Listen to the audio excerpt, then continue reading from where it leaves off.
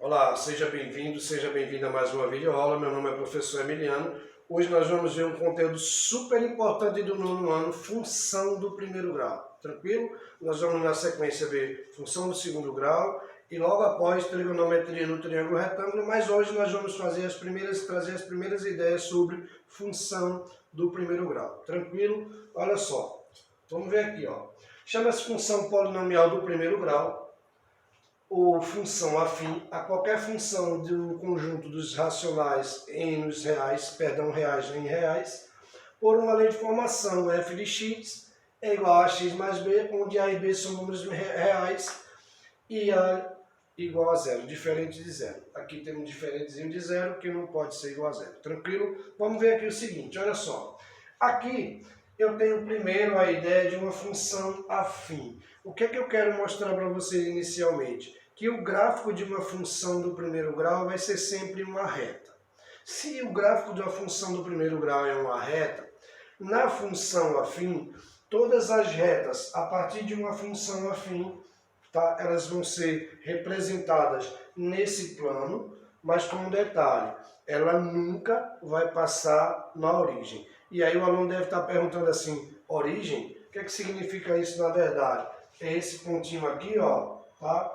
Que fica aqui, estabelecido aqui no ponto. Isso aqui é o ponto zero, é a origem. Tranquilo? Porque à direita de zero estão os valores positivos.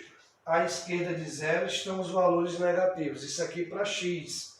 Aqui para cima está o y positivo, aqui embaixo está o y negativo. Então aqui eu tenho x mais e aqui eu tenho x menos. Tranquilo? Então a função afim, para a gente começar a entender esse processo, o gráfico de uma função afim nunca irá passar na origem. Ele pode passar aqui nesse ponto, ele pode passar nesse, ele pode passar assim. Eu posso ter esse gráfico assim, esse gráfico assim. Mas ele nunca vai passar nesse ponto. Tá? Nesse caso aqui, esse gráfico representado dessa forma está indicando que a função ela é crescente, quando A é maior do que zero. Tranquilo? Se fosse ao contrário aqui, ó, descendo aqui, sem passar pela origem, eu teria a condição que A é menor do que zero. Nesse caso, a função seria decrescente. Tranquilo? Na função linear, obrigatoriamente o gráfico precisa passar exatamente onde? Na origem. Tranquilo? Lembrando, função afim não passa na origem. Função linear obrigatoriamente passa na origem.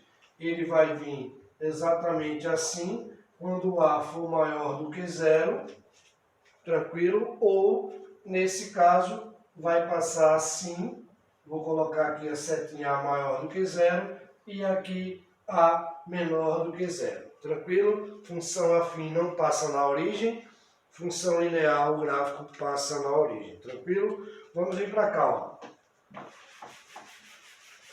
Aqui está representado quando a função ela é crescente e quando ela é exatamente função decrescente. Quando é que a função do primeiro grau ela é crescente?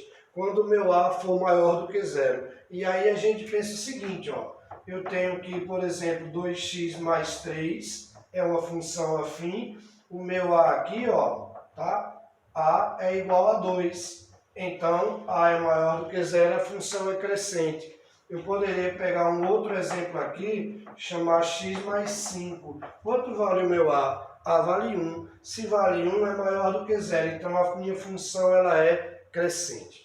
Quando é que a função ela é decrescente? Quando A for menor do que zero. Nesse caso são os números negativos, tranquilo? Então quando eu faço assim, ó, y igual a menos 2x mais 4, opa, quem é o meu A? O meu A é menos 2.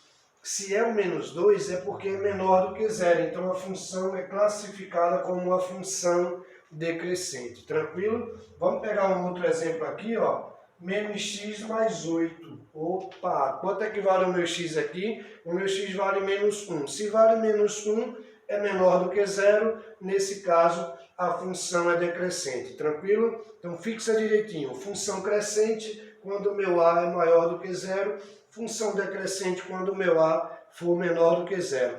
O aluno pode estar se perguntando, quem é A e quem não é A. Por que ele é maior, por que ele é menor? Porque toda função, ela é na forma, vou colocar aqui, ó, ax mais b. Então esse A aqui é o número que antecede a variável x. Está aqui, ó. A aqui é 2 e o A aqui é 1.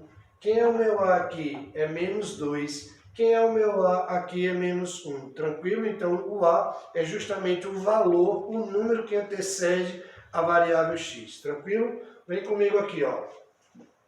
Vamos falar de um outro tópico de função, que é justamente o que, ó? O zero da função do segundo grau. Tranquilo? Opa, professor, zero da função do primeiro grau? Sim, muito tranquilo. Ó, zero da função é o único ponto que vai passar pelo eixo das abscissas. O eixo das abscissas, chamado também de eixo de x, é esse eixo aqui, o eixo de x. É o único ponto, porque na função do segundo grau nós podemos ter 1, 2 ou nenhum ponto tocando o eixo das abscissas. Mas na função do primeiro grau é obrigatório que esse ponto toque aqui o eixo de x. Por exemplo, se eu pegar aqui uma função 2x menos 4, tranquilo? E aí eu peço para o aluno, galera, determina aí o zero da função. O meu aluno vai chegar aqui e vai falar assim, opa, professor, vou colocar aqui igual a zero. Porque quando a gente quer o zero de uma função, a gente zera essa função, passando a ter aqui, a partir de agora, ó, uma equação do primeiro grau. Tranquilo? Então eu deixo de ser função, passo a ter essa equação. E como é que eu resolvo essa equação? Normalmente, sem problema. Ó, eu faço que 2x é igual a 4. Ele está menos, passou a ser mais. E quem é o meu x? É 4 dividido por 2. Logo, x é igual a 2. Então, nesse caso, esse valor aqui, nós chamamos de quê? De zero da função. É esse valor 2. Se eu pedisse para você, por exemplo, fazer esse esboço aqui que a gente chama de esboço gráfico do zero da função, o meu aluno poderia sem nenhum problema olhar para cá e falar, opa, a função ela é crescente, logo vou fazer isso aqui, ó.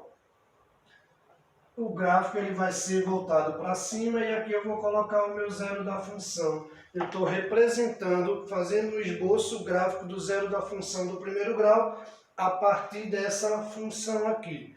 Tranquilo, gente? Então, zero da função é o único ponto que passa pelo eixo das abscissas. Nesse caso específico, esse zero aqui se obtém quando a gente zera a função. Coloca ela aqui igual a zero. Tranquilo? Vem comigo aqui, ó. Vamos falar aqui agora do gráfico da função. Opa, a gente já viu que o gráfico da função é uma reta, e aí você pode o seguinte, dependendo da questão, você já pode ter os valores atribuídos aqui a x, ou não. Opa, professor, valores atribuídos a x, sim. Porque para a gente, por exemplo, pegar uma função qualquer e ver, perceber, representar o gráfico dela em um plano cartesiano, a gente precisa justamente fazer o seguinte, determinar valores a x para encontrar os seus respectivos valores com y. Nesse caso, por exemplo, se eu pegasse aqui essa função, 2x mais 2, por exemplo, tá? Eu quero saber quais são os valores de y quando eu atribuir essa situação aqui, ó, para me formar pares ordenados, para que eu possa, por exemplo, representar no plano cartesiano. Então, olha só, qual é a palavra de ordem para a gente descobrir se esses pares ordenados x e y? É pegar o valor atribuído, por exemplo, menos 1, 0 e 1, e substituir aqui na função. Tranquilo? Ó, se eu pegar aqui, ó, 2 vezes menos 1, mais 2, vou pegar aqui 2 vezes nada, mais 2, e eu vou pegar aqui 2 vezes 1, mais 2. Tranquilo? Quais são esses valores que eu vou ter aqui? Aqui eu vou ter aqui, ó, menos 2 mais 2 vai dar 0. 2 vezes nada, nada, sobra 2. 2 vezes 1, 2 mais 2, 4. Eu vou ter os pares ordenados, menos 1 e 0, 0 e 2, 1 e 4. Nesse caso aqui, eu vou formar esses pares ordenados. Olha que coisa bacana aqui, ó. Tranquilo? Se eu formei esses pares agora, eu vou representar exatamente onde? Aqui no plano cartesiano. Quando x for menos 1, está aqui, ó. o meu y vai ser 0. Opa, está em cima do eixo, está aqui. Quando o meu x for 0, o meu y vai ser 2. Está aqui, ó, em cima do eixo também representado, x0, y2. E quando o meu x for 1, vamos colocar o 4 aqui em cima, tá? Eu vou ter exatamente aqui 1 e 4. Tranquilo? Ó, a minha reta ela vai passar exatamente onde, ó, aqui. Tranquilo? Então a gente percebe, a função ela é crescente, voltada para cima, e aqui eu representei o gráfico da minha função do primeiro grau. Tranquilo? Muito bacana para a gente poder fazer. Vamos lá. Aqui para a gente finalizar, algumas situações, problemas envolvendo, que envolvem o nosso cotidiano com função do primeiro grau. Olha só. Se você, por exemplo, a Marcela costuma abastecer seu carro sempre no mesmo posto de gasolina. Nesse posto o preço do litro está R$ 2,48.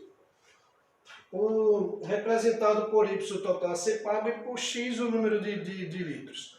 Tranquilo? Então olha só, tá claro. Se você quer saber o preço a pagar nessa situação, vai ser R$ 2,48 vezes a quantidade de litros que você vai pagar. Se você chegar no posto e falar, eu quero 1 litro, você vai pagar R$ 2,48. Eu quero 2 litros, 2 vezes R$ 2,48. Então é proporcional. Para cada valor de X, nós vamos ter exatamente um único valor para Y. Aqui uma outra situação. Em uma corrida de táxi, o usuário, o cliente deve pagar R$ 5,00 de bandeirada, tá? Que é o valor inicial. R$ 2,00 por cada quilômetro rodado, certo? Beleza. E Y aqui é o preço a pagar, então eu tenho exatamente aí uma função afim. Olha só, eu tenho aqui o valor fixo, tá? Que é 5, vou colocar aqui em cima, ó, R$ 5,00 mais, cadê? R$ 2,00, tá aqui, por quilômetro rodado. Então, eu tenho variável e eu tenho incógnita, que nesse caso vai ser a minha incógnita, é o valor a pagar, que é o Y. E a minha variável, a quantidade de quilômetros que eu vou exatamente percorrer, que eu vou pedir para o taxista levar. Tranquilo? Vamos lá. Opa! Desde já te agradeço, fiquem todos com Deus, um grande abraço e até a próxima aula, se Deus quiser, em nome de Jesus. Deus abençoe vocês. Muito obrigado.